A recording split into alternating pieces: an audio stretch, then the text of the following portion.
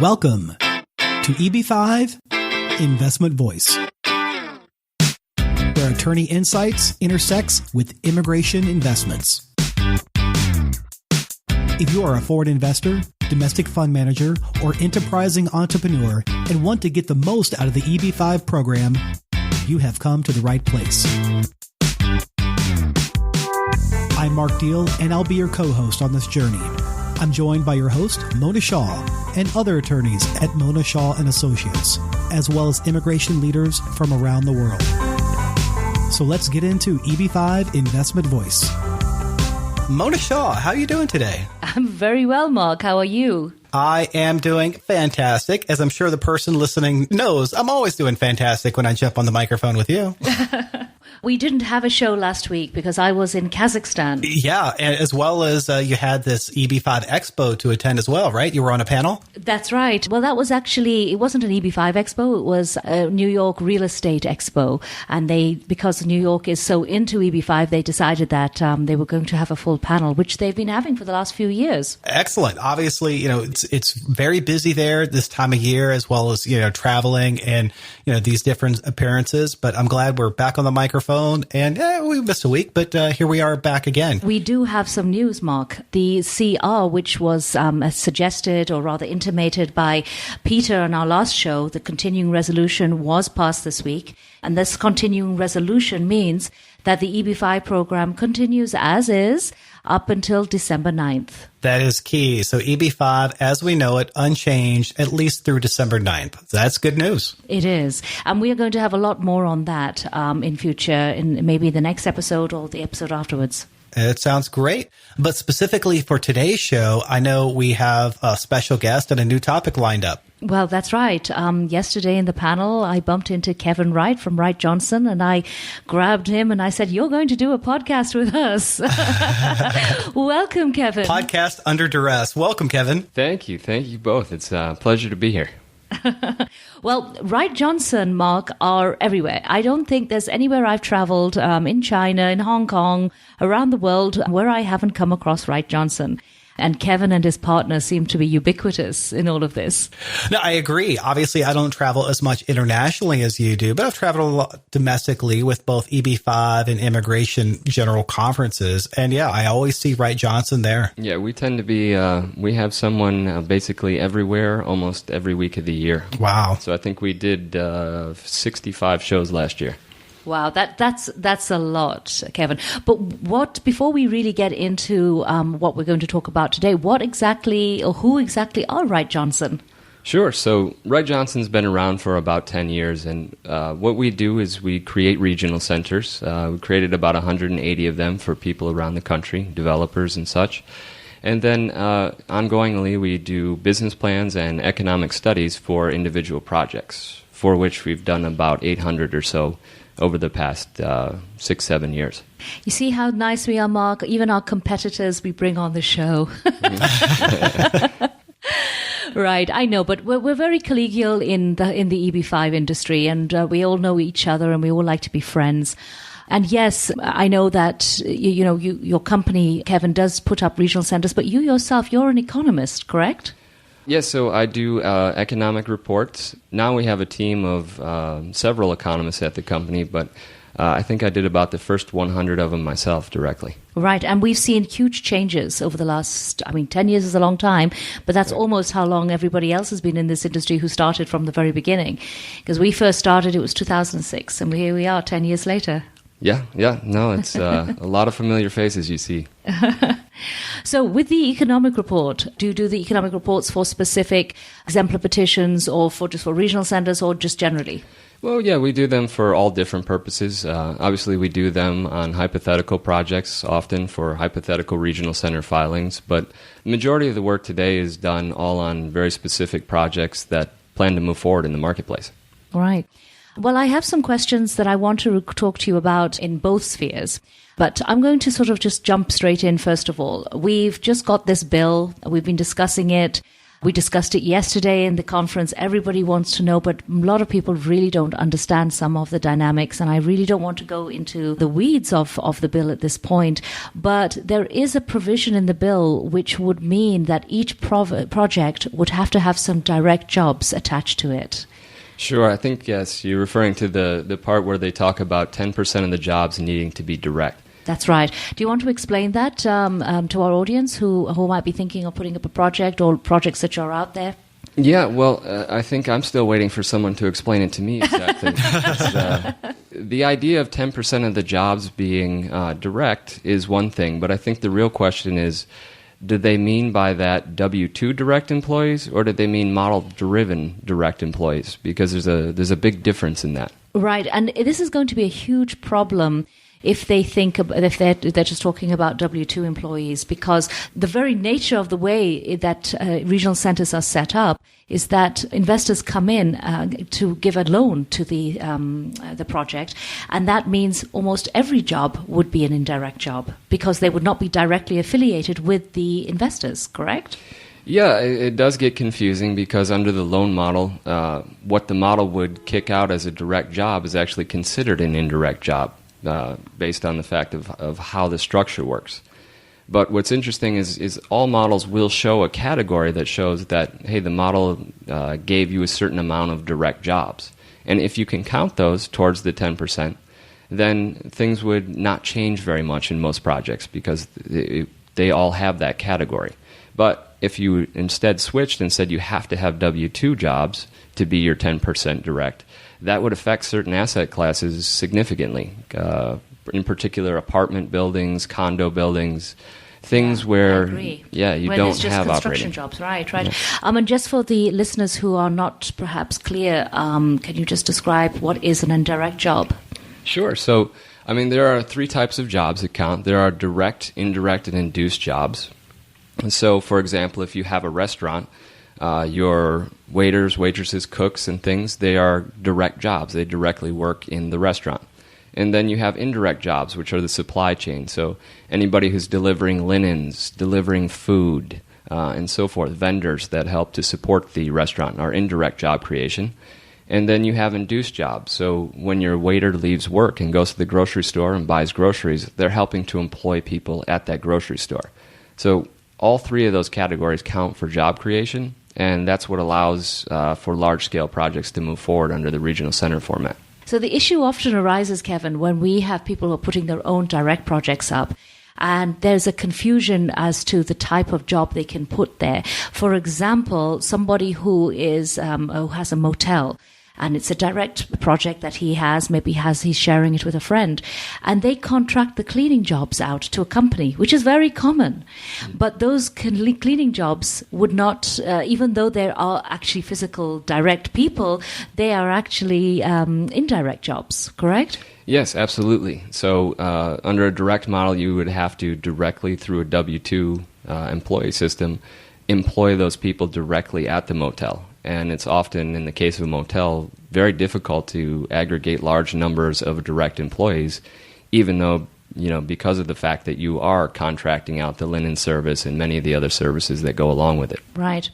So, Kevin, let me ask you, we've talked about the direct, indirect, and induced jobs, and you mentioned these economic models. What is the economic models? What goes into it, what happens, and what comes out? Sure. So, basically, the economic models used in EB5 are input-output models. So you input something, and then you get out of that an output. In this case, what's most important is the job creation. So, for example, in a construction or a real estate project, you have a construction component where a certain amount of money will be spent on things such as hard construction, architectural and engineering, and so forth. So for every $1 million spent on the hard construction, you will get a certain number of jobs that the model will output. And you aggregate all of those millions together and you get a total amount.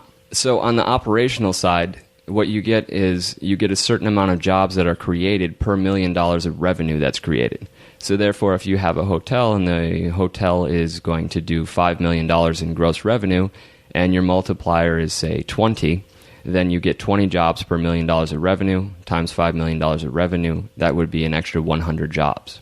Well, that is simplifies what is actually pretty complex, Mark. I can tell because I imagine there's a lot of different intricacies as far as, what the operation of the business is, and those multipliers could change, the upfront investment. And then we're talking about the differences of direct versus indirect, which could be, contractor jobs or supplier relationship jobs. So it does sound somewhat complex. But Kevin, thank you for at least briefly discussing with us, what goes in, how it's manipulated, and what comes out. Right. But I have a follow-up question for you, Kevin, because this is something we get asked about all the time, and that's the hybrid model. When somebody wants to put up a regional center and they have some investors and they have to wait and they don't want to rent another regional center, so they want to actually put a few of the investors through the direct program. So they're doing some investors on a direct platform and then the rest of the investors on a regional center, and that's essentially what we call the hybrid model. But the big complexities in the hybrid model come to the job count, because often what we find, and we've seen a number of cases which have been referred to us by other attorneys, is that they forget, or rather the investor forgets, that he has to take the jobs, the direct jobs that he's already counted out of the model. How do you guys approach the hybrid? The conservative approach when you're doing a hybrid is to deduct the direct job creation right off the top. That also would lower your indirect count because the indirects that go along with the directs would also be eliminated. So therefore, in the hybrid model, it's a little bit to your disadvantage because you're losing both indirects and directs as an input. Now, Right. we have seen other models pass where you basically go and you use an expenditure or revenue model. You get a total amount of job creation and then back out just the direct jobs from there. That gives you less of a disadvantage moving forward. However, that model is somewhat unproven in the sense that the USCIS could come back and say, well, you need to reduce the indirects as well as the directs. Thanks, Kevin. I think you have answered that question really well. It's a difficult area, and it's one that I do get questioned on all the time. So it's good to hear it from the horse's mouth, so to speak. All right. So we've already covered quite a lot so far, Mark, but I have some more questions up for Kevin. I'm not letting him off the hook so easily. One of the big things that I often discuss, Kevin, is that like you, I'm sure, we get many, many projects approaching us every week. And everybody thinks that it's so easy to go out and get investors and get money through EB5, and EB5 is a wonderful platform. Now, I love EB5. EB5 is a wonderful platform, but it's true, it's not for everybody, and it's not for every project, correct? Oh, absolutely, yeah. We see a wide variety of projects where we actually tell people, hey, this might not be the best thing for you. Do they listen? Usually, but sometimes people want to try something new, and I actually enjoy it when we're surprised to be wrong. But, it's not often that we see a technology company that goes out and raises EB5 funds. Yeah, we had this brought up yesterday, actually, in the expo, because technology is coming into the frame more and more. The problem with technology is the job count. Yeah, absolutely. I mean, you have technology employees, for example, get paid significantly higher wages than a construction worker. Right. And it's quite the drain on when you only have 500,000 coming in to employ a significant number of people in that field. When would you advise somebody to go for a rental option as opposed to a regional center, or putting their own regional center up? Sure. For us, typically we tell people that, listen, if you're in EB5 because you need funding for one or two projects you're working on, then you're probably better off to go and rent a regional center. Regional center ownership, particularly with the new regulations coming in place, there's going to be significant burdens and costs to carry those regional centers going forward. And there's a lot of compliance. You really need to make that your full-time focus if you want to be a regional center operator. So, yes, if you plan to use EB5 for the very long term and you're going to do 9, 10, 20 projects over the next decade, then absolutely you should own the regional centers. But if you're looking for capital to fund one or two projects, that just doesn't make sense to go through all that brain damage, and it'd be better to just rent from someone who already has that expertise in-house. Well, Kevin, the big problem, though, that I have seen, and I'm sure you've seen this as well, when people come, when they have a project and they put their project together and it's all ready, and they think about renting a regional center, a lot of regional centers are busy. They have projects. They're lined up with projects for perhaps the next year, and they don't really have the capacity to go out and market this particular person's project. And even if they did, it would be well behind the projects that they have. So what would you say in that sort of situation? Well, to me, the way I look at it is that I look at that as two separate groups. The group that may be marketing your project and the regional center whose license you're using are often two totally different people. Right. Yes, one, you need to find someone to market your project or do it yourself. And then secondly, you need to find a regional center to rent. And, an interesting model that's come up in the last couple of years are all of these regional center organizations where they have large numbers of regional centers, and the business model is directly just to rent them and not do any marketing. That's right. I mean, and this is just really interesting. Mark, I don't know if you're aware of this, and there are regional centers which just all they do is rent. They don't want to go out and particularly market. They just want to supply sort of an entity for people who do have a project and don't want to have their own regional center. Right. And when you say market, do you mean actually go to the various markets, say like China, and market their regional center? Or do you mean market their regional center domestically or try to build up their own developments? They prefer just to leverage other developers and become the regional center facilitator, the rental agency for the regional center. Well, the way I'm looking at it is you have a marketing group who is going out and marketing a project. Okay. Oftentimes, you do have the traditional model is the regional center owner goes out and markets a particular project. So they're marketing both their brand, their regional center, and a project. But more and more today with the rental model coming in and the EB5 model being more project-centric, you'll have a completely separate team that will go out and market the project itself. They're not really focused on marketing the regional center. They're very project-specific and focused on that part. Interesting.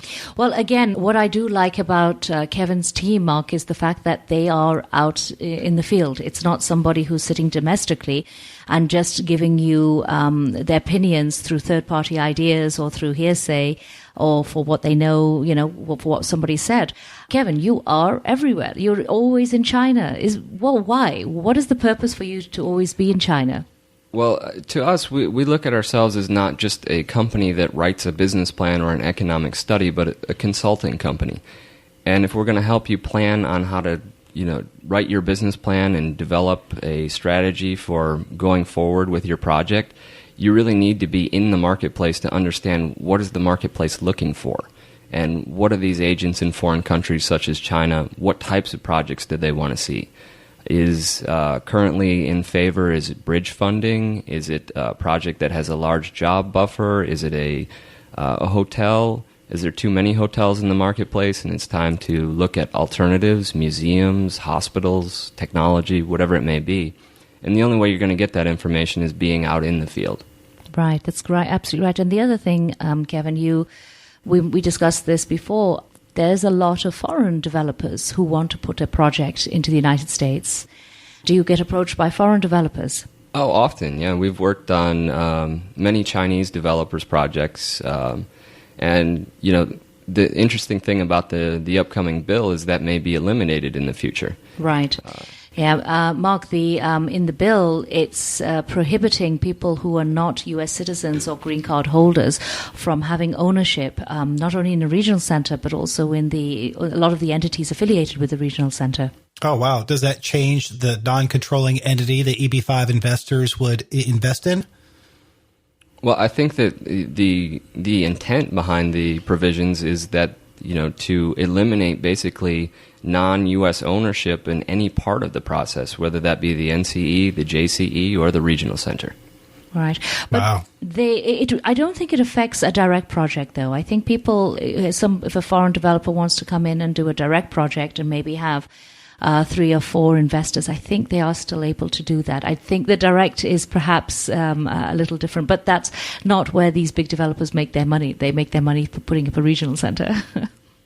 Well, that makes sense because most of the direct and indirect pools are really equity models, and by definition, you're buying into a piece of that. But you're right; these big projects are debt models, regional centers, and really that's what the focus, I think, of this conversation is. Right, and then somebody like Kevin and his team, they have a very good understanding of the economics, being economists, as well as the business plan and all the details that's required for these. So they are able to eloquently advise their clients overseas as well as locally. Kevin, I know that everybody's been talking about the TEA changes and the new proposals in the bill. My opinion is that it's coming in one way or the other. We can fight it, we can stand up against it, whatever, but it is actually going to come in, and it may not be such a bad thing. What's your opinion about and how restrictive is the new TEA in the latest bill? So when it comes to the changes to TEA, I think that's the biggest question on the new bill is what is going to happen with that? Because there are many who are trying to make it so restrictive that you have a single census tract TEA. And if that were to be put into play, that would significantly limit the amount of projects that currently qualify, and I think would change the EB-5 program dramatically and quite possibly reduce the effectiveness of it quite a bit. All right. If that was to happen, and many of the projects in a large urban cities, say like New York or Miami, Chicago, LA, they would, instead of being at the minimum, which would be 800 instead of 500, they would be at 1.2 million. Do you still see people investing in our big cities at 1.2 million? And just to be clear, this would be a market change of 500,000 to 1.2 million. I mean, that's the overall effect change that we're talking about, right? That's correct. That's a whole $700,000. That's a lot of money for maybe the same project. Yeah. So, Kevin, not to lead you into your answer, but you already see our stance, but we'd love to hear yours. No, I think that is the biggest question, because if you do change the system in such a way that a project would move from 500,000 today to 1.2 million, that's going to eliminate quite a number of investors that could come in through the program and have a very detrimental effect on it. Now, if the TEA were to remain stable, but the amount went up, so that, say, you went from 500,000 to 800,000 in TEA, then I think you have a very stable program, and that's very doable. And if you look at it, even if you had a loss of demand of some factor, each investor would be bringing close to 40% more funds into a project. That's right. I think the overall effect would actually be more money flowing into the process. But yeah, I agree with you. I think that, in my opinion, that if they left it as is and we just played around with the increase of numbers, I think that would really be more effective. But it doesn't help the argument that the projects in New York and Miami and the big cities are taking away from the rural areas. Well, yeah, and that argument, I understand that, and I actually agree with some of the set-asides that people have talked about, setting aside a certain amount of visas for projects in rural areas. Now, that is with one caveat, though. As long as the set-asides roll back over into the mainstream, and the unused ones that don't go for these rural projects are put back in for everyone else in the big cities, then that works. That's a creative solution. I like that.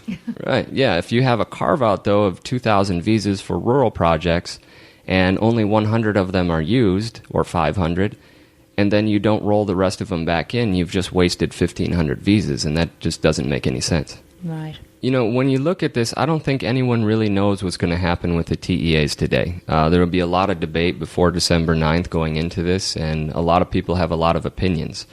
If you were to ask for my opinion, I think that limiting the number of census tracts and making it a national standard is not a bad thing. That's a very good thing. But restricting it to the point where you have a single census tract or only 2 or 3 census tracts, that doesn't serve the purpose a lot of times of getting investment into urban areas that also need help. So to me, the California model is the one that's been the most stable and has always made sense. You have a limited number of tracts, 12, that can be used and aggregated to get a TEA. If you applied that on a national scale, I think that you would eliminate some of the issues that people talk about in the gerrymandering. You hear about these ones where they use several hundred census tracts and so forth. If you limit it to a reasonable number, such as 12, that would allow the program to continue and for urban investment to happen. At the same time, it would eliminate gerrymandering and make for a national standard. So to me, that would be the most appropriate solution. I hope somebody from the congressional offices is listening. I would hope so. All right, Kevin, before we wrap up, actually, I did want to ask you, we get a lot of immigration attorneys who listen to the podcast, and Wright Johnson is known for EB-5. But a lot of the immigration attorneys do things like E2s or L1s, where we also need business plans. And I know you do fantastic business plans. Would Wright Johnson touch on L1s and E2s as well? Absolutely. So, we always started out in EB-5, and that's what we're known for. But over the last several years, we've ramped up significantly in L1 and E2 business plans. Not being an immigration attorney, I don't know how the cases go, but it's my understanding that they are getting tougher on adjudicating these things, and people have now looked at having formal business plans written where in the past they may have had summaries or short plans. So, over the last couple of years, I think we're ramped up, and we do more than 150 plans for L1, E2, and have an entire division for that now. So we do quite a bit. And Kevin, I do know also that a lot of people start with E2s and that they try to make their E2s an EB-5. So I think it's really important that if somebody has that in mind, that they put EB-5, the EB-5 structure into their E2 from the outset, because certainly it makes life a lot easier down the road. Oh, absolutely. We see that as a much bigger trend than it used to be nowadays, especially with the wait lines for EB-5 continuing to grow. Do you actually consult with immigration attorneys too, who have clients thinking of going into this kind of route? We have, we take direction usually from the immigration attorneys. So the immigration attorneys tend to have a strategy in place and what they plan to do, and then we take the lead from them and execute on that. Yeah, that seems like a good plan. And I have to say that we probably do very much the same, because often a business, even if it's great for E2, it's just not appropriate for EB-5 because it's not going to be viable for the 10 jobs. Oh, absolutely, yes. A classic example of that would be perhaps somebody opening a gas station. A gas station by itself does not produce 10 jobs, not unless you add convenience stores and, self-service, maybe quick service restaurants and things. No, absolutely. I'd agree with you. We have a lot of people at gas stations in particular, sometimes convenience stores by themselves, other small businesses, they just don't support it. So it does make sense for the immigration attorney to understand what the overall immigration needs and perhaps the future plan is for these foreign nationals, considering whether E2, L1, EB-5, and how they can all mix together. And that Wright Johnson would listen to that to help prepare a long-term plan, not just what's needed now, but perhaps a long-term plan that could be converted to other visa types or green card paths if needed. So I guess that makes sense. Well, we've covered a lot in this episode, Mark. We've covered from indirect jobs to TEAs to business plans for E2s. I think it's been a jam-packed session. Thank you, Kevin. Hey, thank you. Thank you both for having me. It's been wonderful. Thank you for being with us today on EB-5 Investment Voice. The topics presented in this podcast is informational in nature and is not to be taken as specific legal advice. If you have questions on the topics presented in this episode or other investment immigration needs, please contact Mona Shaw & Associates. Mona and her attorney staff can be reached at mshawlaw.com. That's mshawlaw.com. Make sure you don't miss our next episode focusing on a different aspect of the EB-5 program by subscribing to the podcast. While you're at it, leave us a rating on iTunes. If you really found this episode valuable, share it with someone else that could benefit from this information. Until then, I'll see you on the next episode of EB-5 Investment Voice.